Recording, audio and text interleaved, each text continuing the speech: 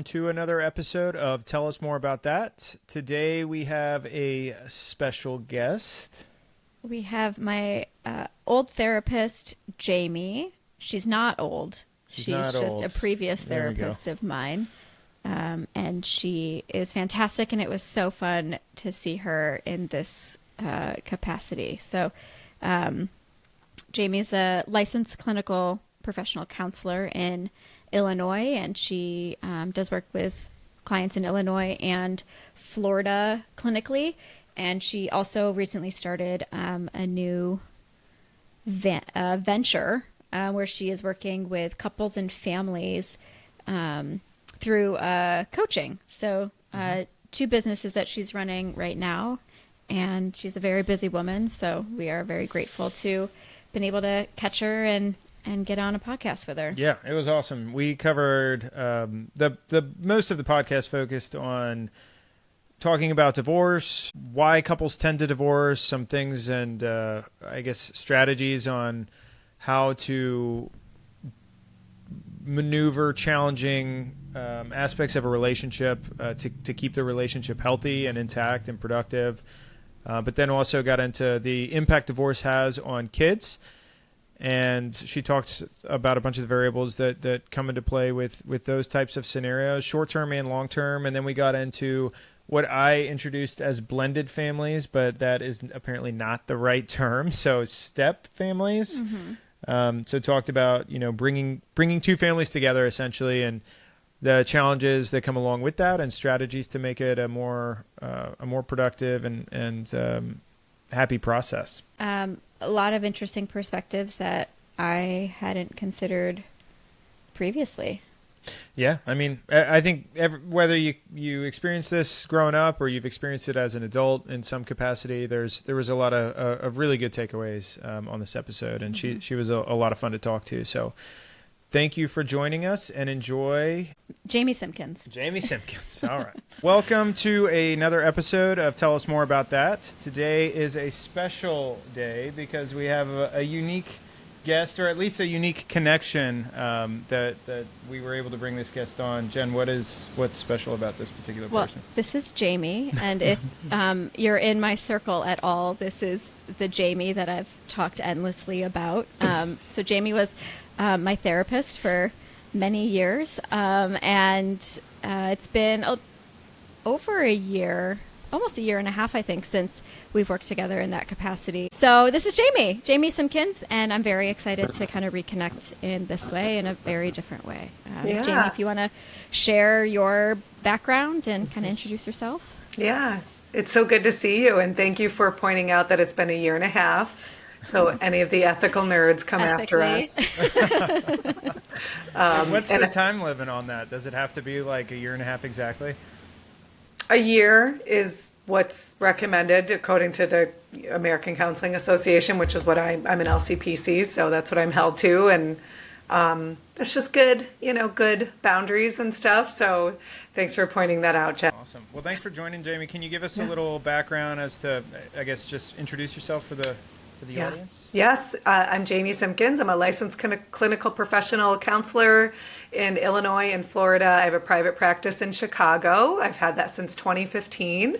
And I also have a separate business, a coaching business, JLS Consulting, where I work with blended families. I'm a blended family consultant, and I focus mainly on working with stepmoms, so women who are in a relationship or married to a person with children. And I have a coaching program called Rebel Stepmoms Academy. So I do that separately, in addition to my private practice as a therapist. So I still maintain a full caseload of private clients where I specialize in working with adults. Well, thank you. I don't know where you found time to squeeze us in, but thank you for making a little bit of window for us so we can chat. Is the blended family stepmom, step-parent focus, is that something that you kind of fell into? Is it something you've had interest in? Oh yeah, that's probably an important piece that I skipped over. I am a stepmom myself. I'm a repeat offender. So I was married and have 3 stepkids from my first marriage. And I have a partner now where he has two wonderful daughters. So all in all, I have 5 stepkids that range in age from 16 to 20, almost 25. But they were as young as 4, some of them when I first met them. So I like to say, if I haven't lived it all myself or seen it all myself, my clients have. And there ain't nothing that can turn this curly hair straight because you can't shock me. I've seen it all. And I knew what it was like being a young stepmom and seeing people going through divorce and like the effect on the kids and like being young, at the time myself and being like, this is wild, and reading the books and not feeling like they were that much help. So I basically created the program that I wish I had had because I got a lot of fluffy advice. And I was like, yeah, but how do you do that? Like, how do you focus on what you can control and let go of what you can't? Like, what does that actually look like? So I like doing that work. That's awesome. And you have kind of the grown-up perspective of blended families, and I have like the child perspective of blended families. So I'm excited to kind of me too dive into that. So for purposes of today, kind of wanted to focus it on 2 areas. Our cat is walking between the computer, so Lord knows what's going to happen. One time he actually shut everything off and we had to start all over.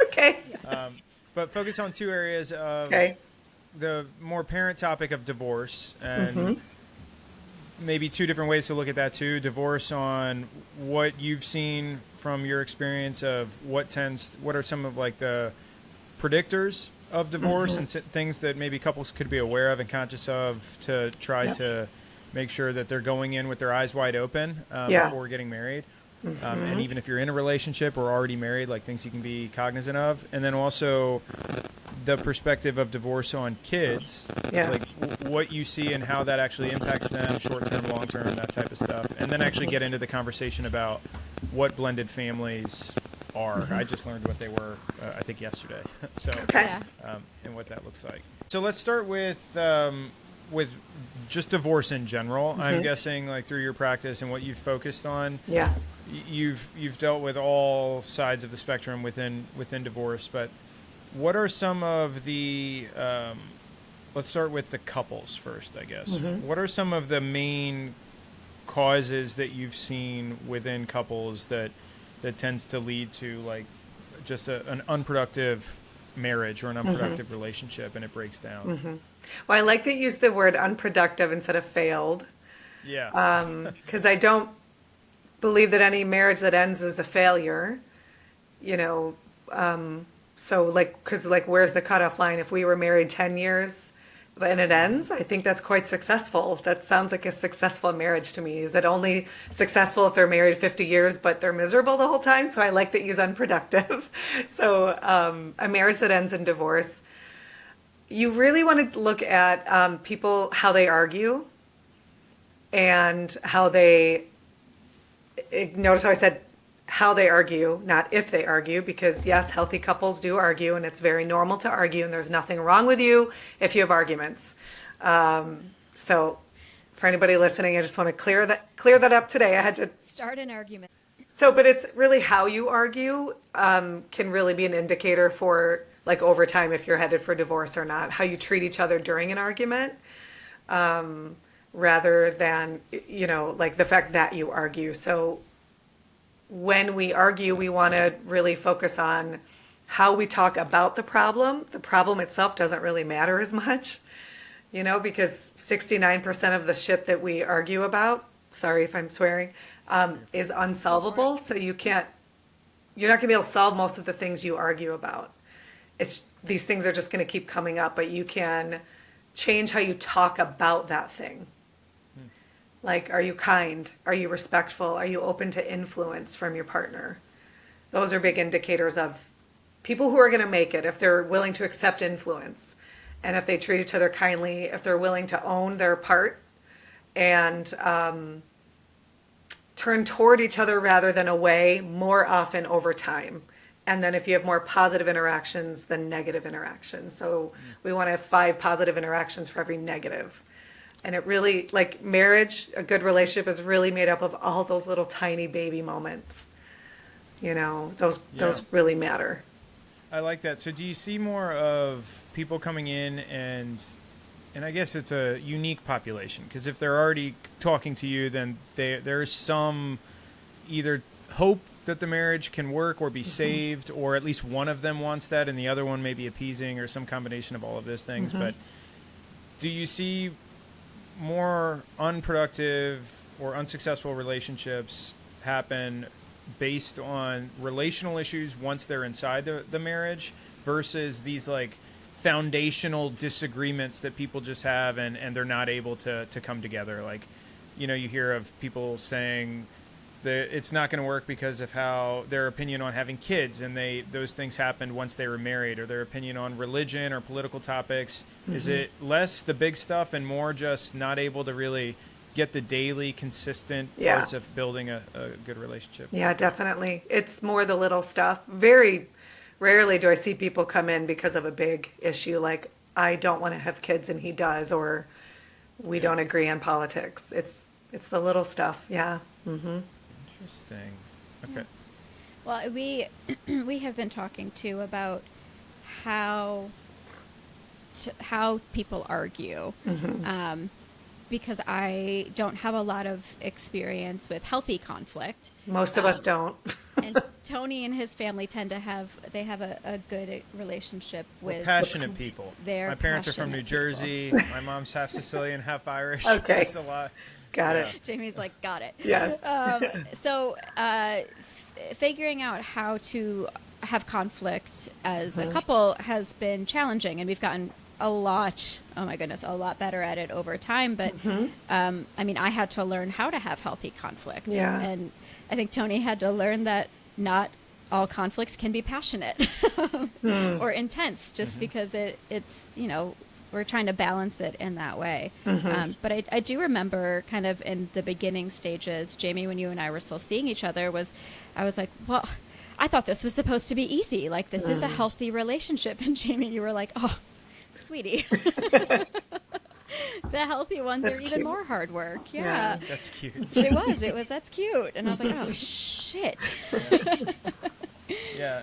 I like that that's where your response went to first, of like learning how to argue too. This is still a conversation that Jen and I have all the time. My personality, I tend to be, I'm very passionate about pretty much everything in my life that I focus my time on, and obviously my relationship being the most important. And when we do argue or when we disagree, I tend to be very blunt. I tend to just call things as they happen in a respectful way, but I don't shy around difficult topics. And with Jen's personality, that's really, with a lot of people's personality. So I've always been working on like trying to modify my approach so that I can be better received by those people. But the people that I respect are the ones usually that I'm more open with. So in the relationship, I will be very just honest, and sometimes honesty is received as criticism, and it's taken more personally. So being able to kind of like moderate the way that I'm giving my message so that she can receive it and we can have healthy conversation and dialogue around it. Yeah. That's been a learning process for sure, but definitely seen a lot of good results from it. That's beautiful. That's beautiful, Tony. That's exactly what I mean about accepting influence. So you know this about her, so changing your style. And that doesn't mean like changing your personality. Although I do say, in order to make, like when my couples come to me, and this is a quote I steal from Terry Real, who's my relationship therapist guru, that this work requires a personality transplant. You know, I had a client who's in his 70s, they're in couples coaching with me, and he's like, well, it's just not my nature to XYZ. And I said, that's the point. This is not natural. Some of the stuff doesn't come naturally. If you're used to being passionate, your nature is to be passionate, right? Yep. So you have to do things that are different. And, you know, Jen, for you to learn that his passion doesn't mean anything negative, or that the direct feedback could be just a result of being an East Coaster, which I get. I'm from the East Coast who lives in the Midwest, and it took me a while to really understand that beating around the bush way of talking that we just don't back east. You can say things directly. Yeah. And you receive it differently also. Yeah. So right. If I pick up on any of the tap dancing, I get impatient with it. I'm like, will you just tell me what you're saying? Yeah. Like, And I'm tap dancing in the she's corner tap like, dan- I like- am. Yeah, it's like going all over the place. Yeah, it's funny, but I really love the idea of your attention went directly to what most people would perceive as a negative thing, which is arguing. But that is kind of that's the make or break. Like, can you function and grow through difficult times and adversity?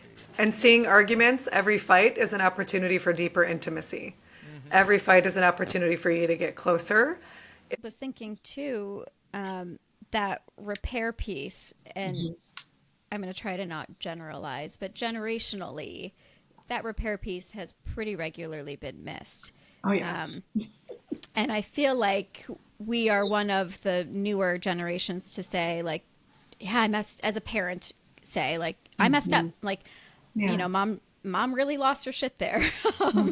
Let's come back and talk about it. Whereas, you know, growing up, it was more like my way or the highway. It was, yep, I did that. And I'm going to deal with that quietly. And I'm not going to show my child how to reconnect and how to repair. So I think that's more, I think your family probably showed that based on what you've shared, but. Kind of. I think my parents fought, actually not a bunch, but the same thing. Like when they fought, my dad, not at all. My dad is not like the Jersey person that you like would generalize. My mom is everything you would generalize of a North Jersey, half Italian, half Irish woman. She is that. Okay. So my mom is very, very passionate. So my mom and my dad arguing growing up, there were a lot of, I don't have memories of it being like always this healthy, like positive resolution. But now that is definitely how it tends to sit. At least how I see it when they interact in that way, but they pretty much never argue now anymore. But it is an interesting kind of transition into the divorce topic, though, because if you have parents that are always fighting, and if your first line of feedback on a successful marriage is learn how to argue. So the ones that aren't and they end up getting divorced, they're arguing in this probably very toxic and unhealthy way in front of their kids, right? Likely. So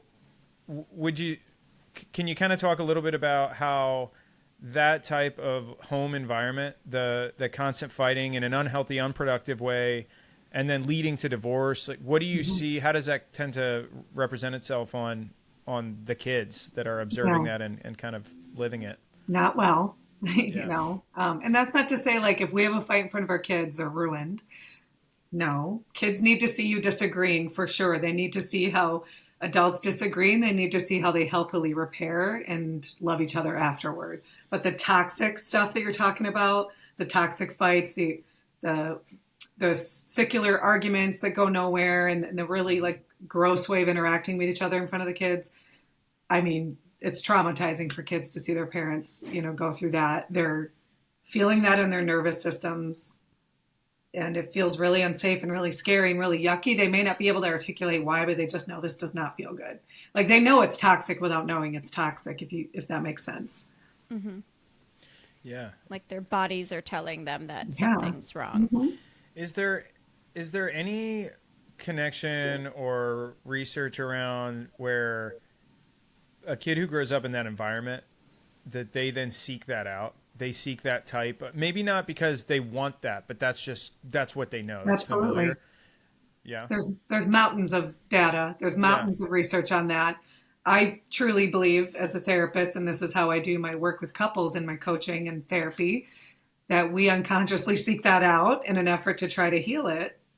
Not because it's pleasant, but because from a neuroscience perspective, the brain will pick what is familiar over what's pleasant every time, and the brain reads what's familiar as love. So I might pick somebody that I fight with a lot because my parents did, because that feels like love in my house. But what you really want deep down is to heal that. That's so interesting. One of our episodes with Chris Wilson, when he talks about abusive partners, I asked the question of there's a misconception that someone who is a victim, someone who's been abused, domestic abuse, physical, emotional, whatever the nature of the abuse may be, that this misconception that those types of people tend to seek out people like that, people that will hurt them, people that will abuse them, and they find themselves in these situations time and time and time again. And Chris talks about how he doesn't believe that nobody is seeking out pain. Nobody sees somebody and was like, yes, they will make me miserable, I want them. But I like the way, kind of the different perspective that you give on that, of they may not necessarily even be coding it all as pain. No, they're not. It's familiarity, and that's what they're labeling as love. That's interesting. I hate it so much. It's not conscious, No.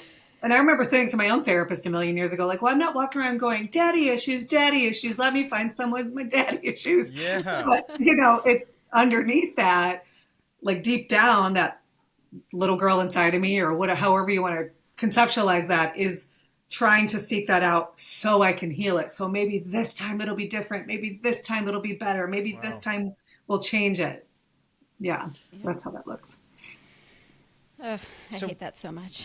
What do you, I'm sure this could be an episode in and of itself, but how do you even begin to rewire that? Like, if it's unconscious, so they're not even really aware that that's what they're doing, you obviously point it out, and then they have to accept that this is why this is happening. But what is it that needs to be kind of rewritten for them to understand, okay, this is bad, what I need is actually this? How do you get people to change what they're not attracted to, but what they're seeking out? Well, you have to be aware of it first. So change starts with awareness. I think they need to be made aware that this is their pattern. Like, this is what you're doing. That which we're aware of, we can focus on, and that which we can focus on, we can change. That's from the great Tom Brady and a lot of other people.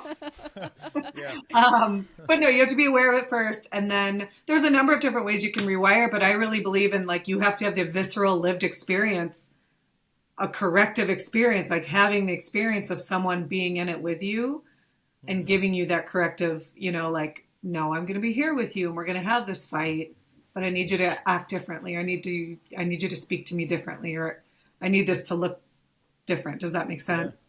Yeah. And they need to be open to hearing that type of feedback. Yeah. Interesting. Wow. I feel like I'm back in session. I know, John, what are you thinking? Like, I've been here. Okay, so you've got kids growing up in a tumultuous household. They're witnessing this unhealthy dynamic between their parents, and then it's obviously representing itself on to them, and it's impacting them probably at that age. But then longer term, what we're talking about here is even how it kind of codes how they seek out love and relationships when they get older, and they're building their own, trying to find their own way in life and everything else.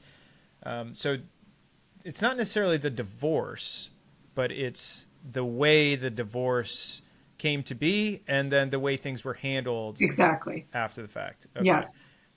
And yes, divorce is a bummer for kids, but really what the research has shown is how the parents handle the divorce. Okay. Is what has an effect on the kids. So what have you seen that is a healthy way to like, what are some things that parents can be aware of so they can try to, make this as not positive, but I guess neutral of an experience for the kid as possible. Right. And, it's not going to be neutral, and not to say, like, because I think you're going to create another problem. If you're like, this is okay, this is great. It's not. It sucks. It's sad. They want their mom and dad back together. You get 2 new mommies. Right. Yeah.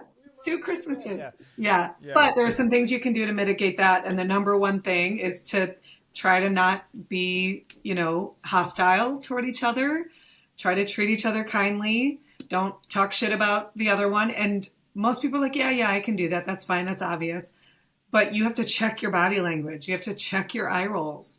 Your kids see you go like that when you're talking about their dad. You know what I mean? Like, they sense you stiffen when, mom does this or that. And again, we're not going to be perfect, but you really do have to kind of watch that kind of stuff. So having it not be scorched earth is really helpful, for the kids. And I guess just like being open and honest, naming it, like, this is sad. This is hard. Like, what you're feeling is real. This is a real thing. you're not crazy, and just like naming it, like calling it out, right? And then letting them know that it is not their fault. There's nothing they can do, and it's not their job to comfort me if you see me upset. That's why I have a therapist. That's why I have lawyers to help me, and a coach, or however you want to say it. Mom and daddy may have some moments of being sad, but that doesn't mean that it's your job to help me with that. That one's important. Yeah, that's what I was going to say. Personally. Yeah. Well, I mean, feeling like, I mean, I haven't experienced it, but what talking to Jen, like the feeling of needing to grow up a lot faster than you should have, and needing to parent your parents and comfort your parents instead of them comforting you. I'm sure that's difficult. I do think maybe this is hopeful, but I do hope that we are raising new generations of more emotionally intelligent and more emotionally aware kids into adulthood. And, therapy is so less taboo than it used to be. And I think people a majority of people want to live a healthier, happier, more settled life. And so ideally, as you're going through a divorce, you have the lawyer and you have the therapist. Yeah. And the adults are getting the help that they need from their own support system, rather than leaning into their kids or their household to do that for them. Right. It is really interesting to shift I have my own perspective as a child of divorced parents to now consider, and I've been working on it too, of considering like my parents when they were going through that. And rather than, being angry with them for how they handled it, trying to not take away their role or responsibility of it, but like try to understand who they were when it was happening as an adult now. And I can manage that now as an adult. As a child, that was something I was trying to do. That wasn't my job, but it is kind of hurtful for me to think about like my parents going through that now as an adult, and kind of what that was like for them. And so I'm excited to talk about like the adult perspective of this too, of like what it's like to go through it as an adult with children, or even without kids, and just like what that is like. I only know it from my own perspective, so it's interesting to learn more about it from the adults that are going through it. Yeah, it's interesting because I feel like, I know not all of the time, but I feel like a lot of times when things like this happen and there's kids involved, it seems to be where something happened. So like infidelity, or there was something that pits one of the spouses against the other, and it vilifies one of them. And so then it becomes this me versus them thing, and kind of bringing the kid onto one side and trying to pit him against the other parent, and like this whole dynamic. So it's got to be really, really, really difficult to have something like that happen just in your relationship. So your reality is totally shattered now, but being able to kind of cope with what happened and grow through that and understand it and process it on your own as an individual, process now what this means for you in your life, and then also not put this or have this affect your kids. Like, that's a tall order for anyone. It is. But, that's what being an adult is doing hard things and hiring the right people to help you through that. And even if it is, an infidelity or something, like somebody stole something or something, you have to put on, and I would never say it to my client this way, but you have to put on your big boy and big girl pants and preserve the relationship that their child has with their parent. They deserve to still have a good, close relationship with their parent, despite the infidelity or whatever it is that happened. And it's hard. It is so hard. And you just want to be like, oh, if you only knew, I wish, oh, your father sucks. Or, would you hear what she did to me? That's not, you just can't. You gotta get into therapy and make sure you're not doing that, and get a real good poker face. Yeah. That's nuts. And Jamie, just from your disclosure of your own personal experiences with being a stepmom many years ago to in one relationship and now in another relationship, I mean, from a step parent's perspective, what is that like stepping in to a relationship? Nice transition. Yeah, thanks. I thought so too. It is, and you will hear every stepmom say this, the number one hardest thing I've ever done in my life. It is I can not only easy. imagine.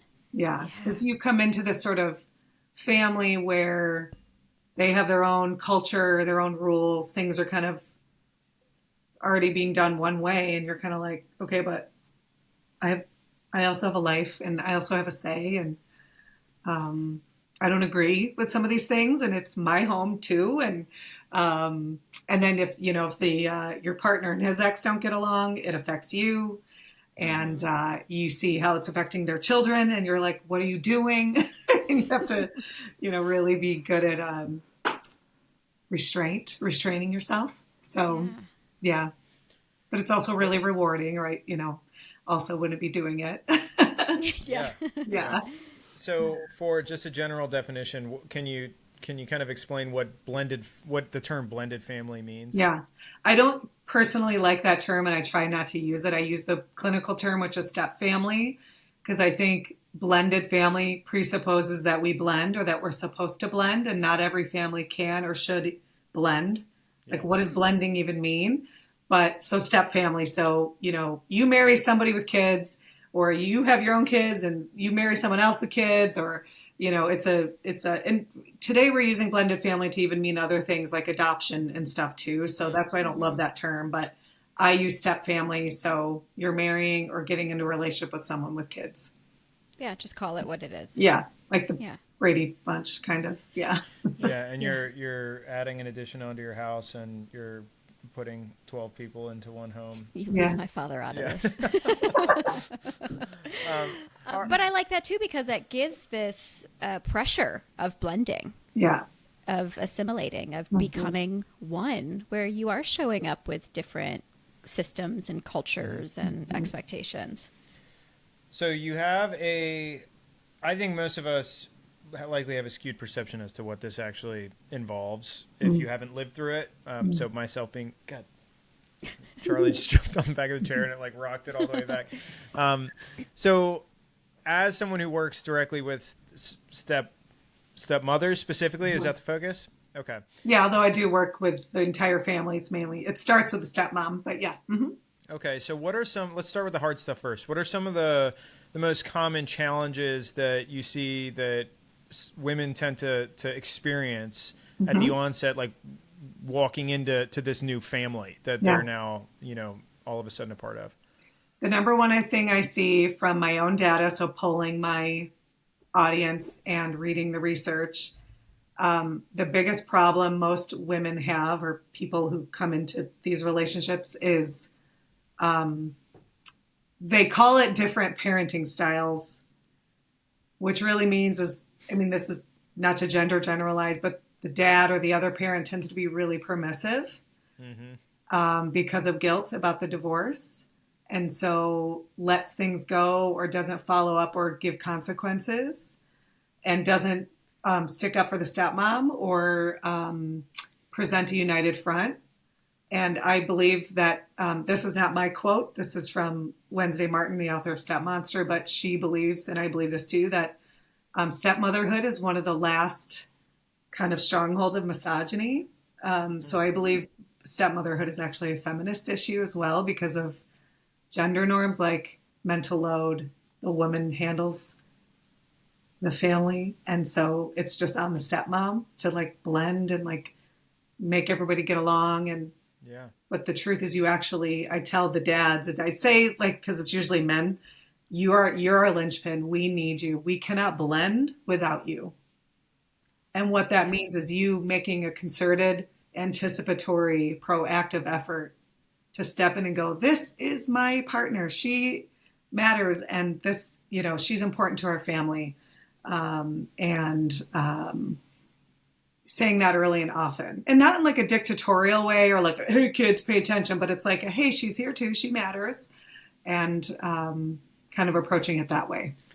And as most men tend to do, I'm sure they fuck that up more often than they should by not doing it in a genuine way. So overstepping and like I feel like you see, at least in media, you see this portrayal of like the dad just totally alienating his kids' needs now and just saying whatever, she says goes, whatever she wants is the rule. And I'm sure that's not the right way to do it either. But it's almost like two extremes. They Right. like either one fall, the stepmom or the other parent falls, their needs fall completely to the side, or we are permissive to the kids. Yeah. So they don't know how to balance that. Right. Do you think that's a Midwestern thing in general, or do you think that's like across the board? No, it's across the board. Okay. Because I have clients in Japan and Canada and, England. And I mean, it's.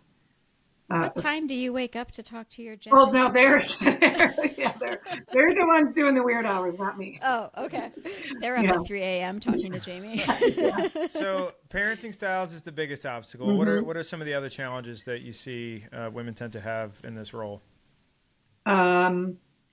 So the next would be like the biomom, the relationship with biomom, her decisions or like things that are being done in the other home. I have a specialization where I work with high conflict, the people who have a high conflict biomom. So high conflict personality. They're probably also some borderline or like personality disorder stuff that goes along with that. So there's more conflict. They're more committed to conflict above anything else. Like everything is a fight.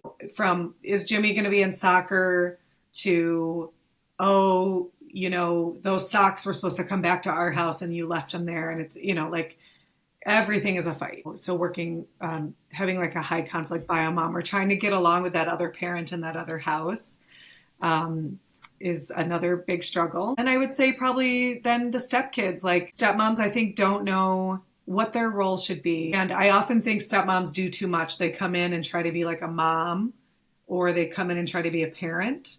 And I try to say, focus on connection rather than correction, and that you should wait years before you even try to correct or discipline your stepkids, if at all. But I think a lot of women come in like I did and just like, no, it'll be different for me. I'm like a good person and like kids love me. And that was a rude awakening. Yeah, well, that goes back to presenting that united front with the bio parent of kind of prioritizing that partnership and saying like, I don't feel comfortable correcting. So how can you or we do this together rather than you taking on kind of the bad guy persona of the house? Yep. I'd imagine there's some situational variables there that can make it really difficult too. Like the nature of how, let's use the stepmom example still, of why the dad and the bio mom split. And if this woman had anything to do with that split, and now she's being formally brought into the mix, like I bet there's some very, very, very sensitive, difficult, kind of assimilation scenarios there. Yeah, that can make it really, really hard. Yeah. So, what would you recommend then for someone who's in this position? Like, how would someone go about learning how to do this and practicing? How to be a stepmom? Yeah. Well, they could look at my website, rebelstepmom.com. That's a little plug. I like that. But I do say, education is one of the, I say there's 7 essential keys to blending a family, if you want to use that word. And one of them is education. So like educating yourself, whether it be getting a self-help book or working with a coach or a therapist. And I really want to caution people to make sure if you're going to work with a therapist, make sure they have blended family experience and are trained in blended family dynamics or are a step parent themselves, because I worked with a therapist when I was a young stepmom, and it actually did more harm than good because their advice was really, really harmful and not helpful. And well-meaning, but, it just was not great. So make sure you vet your provider. Interesting. I love that. And the 7 steps, I do love that. That's not too many. It's not too little. But education, yes. I'm going to generalize again. Again, from my personal experience as a child of step families, we'll say, adults historically fell in love, and then they got married, and then they were like, oh shit, there's 4 kids here, and I've got 2 of my own or 4 of my own, and well, let's just figure it out along the way rather than having conversations, hard conversations with your partner or with the whole family if, age is appropriate. Like, I think historically people just did it and hoped for the best. Yeah. So I really like the idea of education. One step past awareness is talking about it and so being solution focused and educating. And I think that's a huge thing. Yeah. I think like that's such a good point, Jen. And like, that's never going to work. And for anybody listening, if you're going into marrying a person with kids, have a plan. You cannot build an airplane while flying it or fly it while building it. This won't work. Like, you have to have a plan, and it starts with like burning down your preconceived notions, sitting down with your partner and going, what like preconceived notions did we have about step family life? Because maybe the dad's like, oh, the kids are going to love you and it's going to be great. And they're just, I'm great with kids. All kids love me. So it will be fine. But that's probably not going to serve you. That's not realistic. And I don't mean to be a Debbie Downer, but it really just going into it with the rose-colored glasses off and realizing that this is a very complex situation. And it's going to be bumpy at first. It is always bumpy. Even when it's good, it's complicated. So to just go in with a plan, I cannot stress that enough. Yeah. I like that, and a collaborated plan. So Yes. I feel like a lot of times people go sideways because misaligned expectations, because they just never effectively communicated them. So in this situation, I'm sure that's no different. I like that idea also of not just assuming because you're good with kids, or not just assuming because when you were dating this person and the one-off times that you saw their kids that it wasn't this like blow up situation, you seem to get along. That doesn't always directly translate into that's how it's going to be when you move in and you become actually a part of the family. Exactly. So yeah, going in with this kind of expectation of relearning how this is going to work and doing it together and being patient and yeah, I love that. And bringing in like the feminist perspective of it too, of maintaining your own identity and being confident in who you are, and then also like flexing or being flexible where you need to be within this new role, and how do you show up in this role. And I mean, that's so confusing. Yeah. Well, that's why it can be helpful to work with, someone who can help guide you through that. Yeah. So in my program, we talk about my 5 pillars are: you have to have the right mindset, right role or expectations, because the role you want may not be the role that actually works. You have to have the right emotional regulation techniques, because you're going to get triggered. Step family life is triggering. There's something every single day that goes wrong. It's just more complex than regular family. The right conversation, so knowing how to communicate, so communication skills, and then the right balance. You cannot have being a step parent be your identity. There has to be more to your life than being a stepmom or a stepdad, or else. Yeah. And that goes for like bio moms and bio dads. Like, being a parent can't be your whole identity, or else that's going to bite you in the butt later down the road. Yeah. Those are fantastic. Yeah, I like that. Maintaining your kind of individual identity and working into the role of a stepmom as a role rather than as like who you are entirely. That's good. Like with many roles. So we're going to wrap up here in a second, but I'm interested with the age differences, because I'd imagine with kids that is certainly one of the most challenging variables that tends to be on the table. So if you're marrying someone who has older kids, so let's say they're like not in the house anymore, I feel like that's maybe like an under discussed challenge or difficulty that people have, because you'd probably still want these kids to accept you, into the family, but it's that maybe you see them twice a year. So do you see unique challenges in those types of relationships? Absolutely. That's a great question too, because I think people think it's probably easier, and it's no easier. Sometimes it's harder because they're older, so they're just set in their ways and used to things being a certain way. Or maybe like some of my clients who marry, they're older, so their stepkids are maybe in their 20s or 30s. well, maybe that daughter was used to being her dad's kind of caretaker, like we call it the little wife syndrome, where it's like, well, Ew, I who's had this chick that. coming in? Yes, you do. What'd you say? I said, ew, I had that. Oh, you did. Well, it's Gross. that's not your fault. That's, I you know, know. the victim of your Leave it up there. circumstances. Yeah. But, you know, so this, The little wife syndrome. yeah. But, you know, like grown kids can, you know, be like, what are you doing coming in here? Like, what's going on? We've been doing things a certain way. Or like stepmom or dad may want to be like, let's all be a happy family. And you're right. You're like, dude, we see each other like twice a year. We don't need to do this. Like, Yeah. it's okay. And I'm down for that. Yeah. Yeah. Yeah. I say this because I don't think, well, my dad doesn't listen to podcasts, so he won't. Well, I don't know. I told him we were going to talk about him on this one, but, so I was thinking when you asked that question, which was a great question, was we are all adults now, me and my siblings, and my dad has been remarried with 4 kids and then separated from that family as well. And so like we've been through the step family and the blend attempts. And this is it's a unique situation where we've done it. So we're like, whatever, just come in.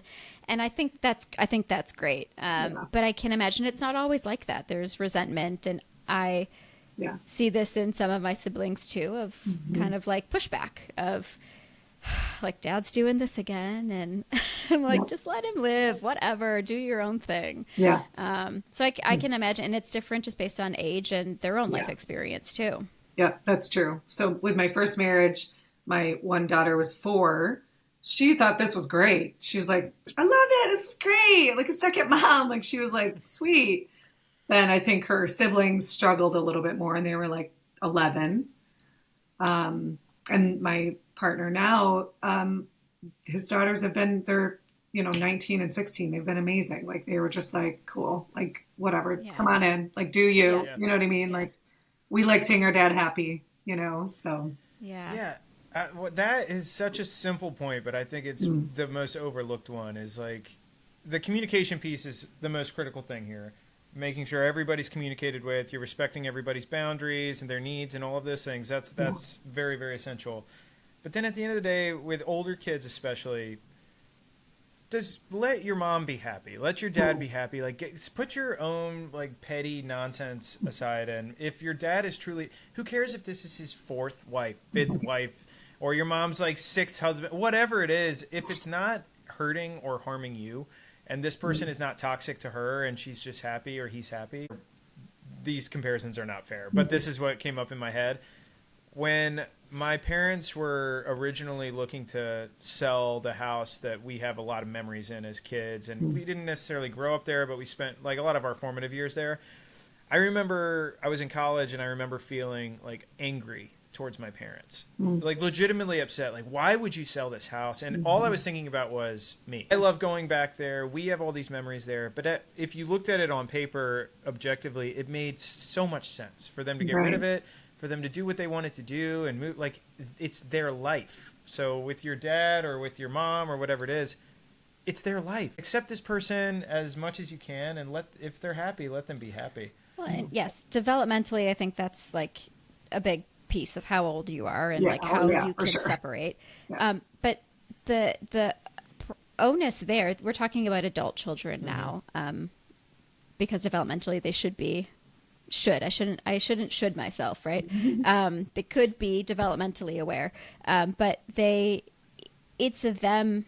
I'm going to say this harshly, but it's a them problem. Like if I'm trying to correct my dad's choices and who he's dating, or my mom's choices and who she's dating or married to, like that's a me problem. That is me trying to emotionally regulate or make decisions for or support this adult person, rather than taking my own role out of it that I, was maybe placed into unwillingly, but I, as the supporter, now I don't have to be that person and I shouldn't be that person.